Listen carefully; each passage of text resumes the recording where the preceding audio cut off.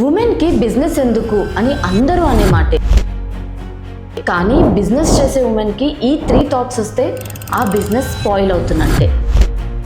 Thought 1, నేను ఇంకా perfect అవ్వలేదు. చాలామంది ఉమెన్ ఇంట్రెస్టింగ్గా బిజినెస్ స్టార్ట్ చేస్తారు, కానీ వీడియో పోస్ట్ చేయడానికి భయం, కెమెరా ముందు మాట్లాడడానికి భయం, కొత్త ఎక్స్పెరిమెంట్స్ చేయడానికి భయం.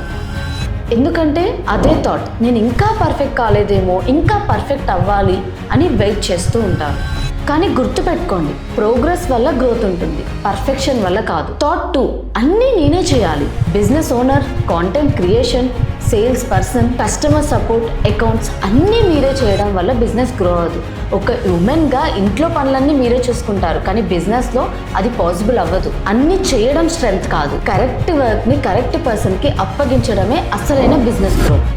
థాట్ 3, నా ప్రోడక్ట్ బాగుంటే కస్టమర్స్ వాళ్ళే వస్తారు. ఇది చాలా డేంజరస్ థాట్.